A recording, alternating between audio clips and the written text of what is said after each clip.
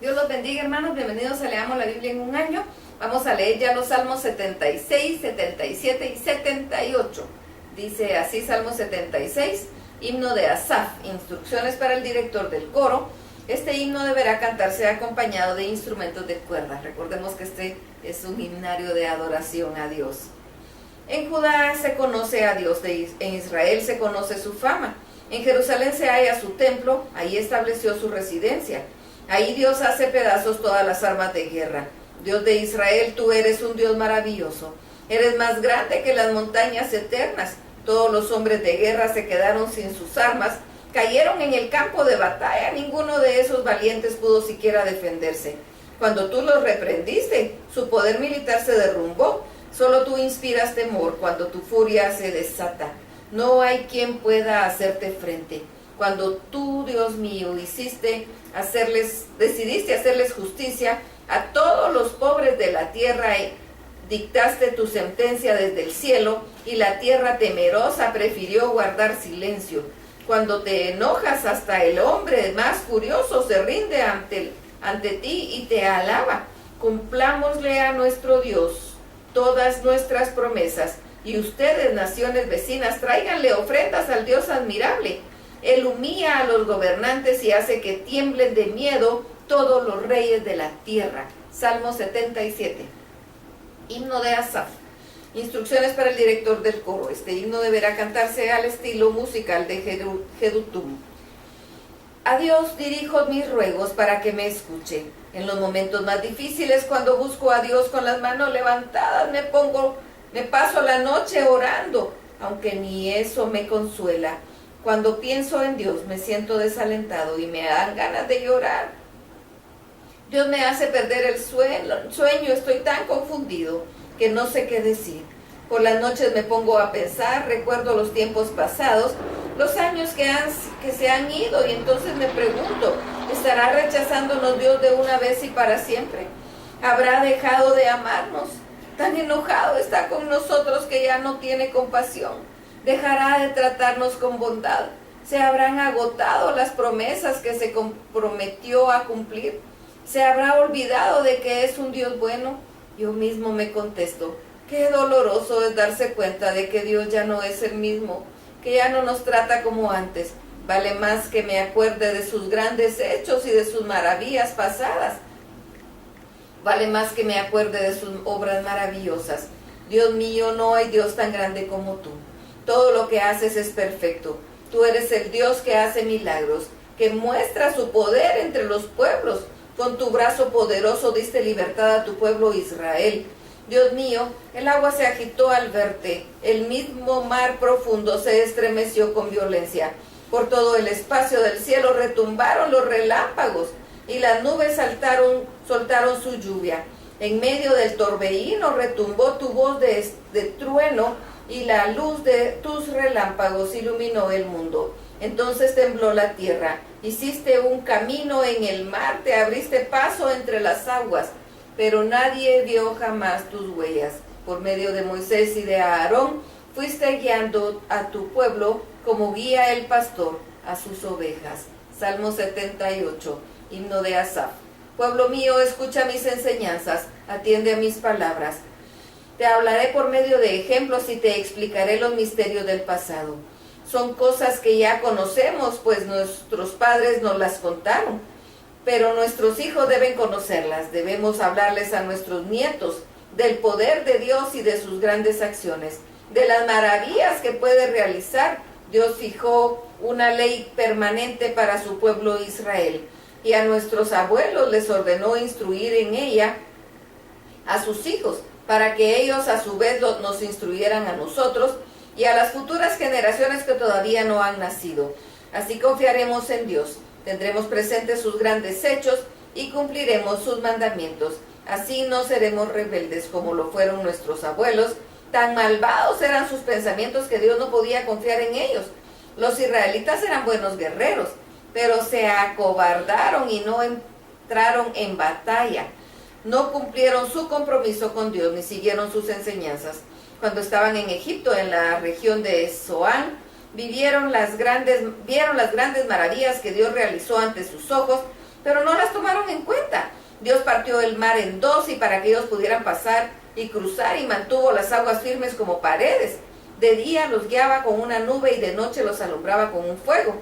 Cuando llegaron al desierto, Dios partió en dos una piedra, de ella hizo que brotaran vertederos torrentes de agua y se apagaron su sed.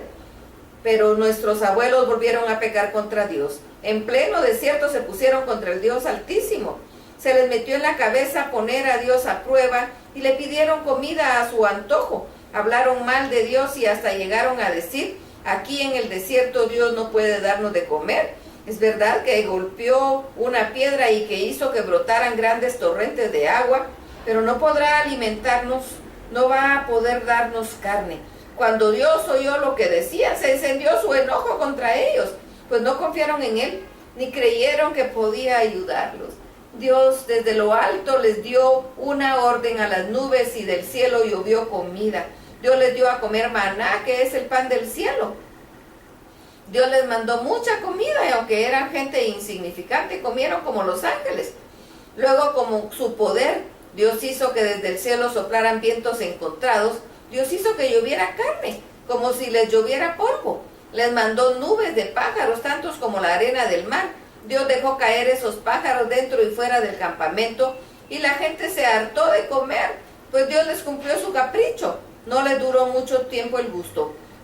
Todavía tenían la comida en su boca cuando Dios se enojó contra ellos, les quitó la vida a sus hombres más fuertes, hirió de muerte a los mejores israelitas, pero ellos siguieron pecando, dudaron del poder de Dios, por eso Dios les quitó la vida. Les envió una desgracia repentina y acabó con su existencia.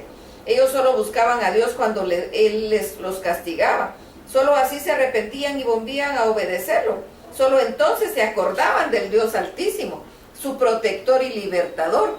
Nunca le decían la verdad, nunca le fueron sinceros ni cumplieron fielmente su pacto.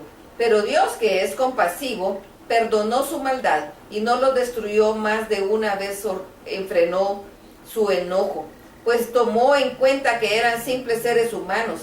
Sabía que son como el viento que va y no vuelve.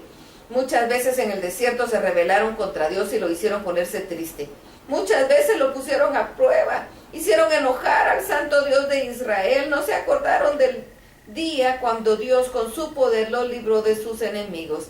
Tampoco se recordaron los grandes milagros que Dios hizo en Egipto, cuando convirtió en sangre todos los ríos egipcios y en agua, el agua no se podía beber. Les mandó moscas y ranas que todo lo destruían. Dejó que los saltamontes acabaran con todos sus sembrados, destruyó sus viñas con granizo y sus higueras con inundaciones. Dejó que los rayos y el granizo acabaran con sus vacas y sus ovejas. Dios estaba tan enojado que los castigó con dureza. Les mandó todo un ejército de mensajeros de muerte. Dio rienda suelta a su enojo y les mandó un castigo mortal.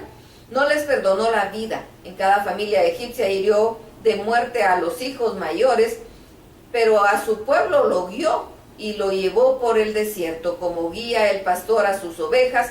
Les dio seguridad para que no tuvieran miedo, pero hizo que sus enemigos se los tragara el mar. Dejó que su pueblo ocupara toda la tierra prometida, la cual ganó con su poder.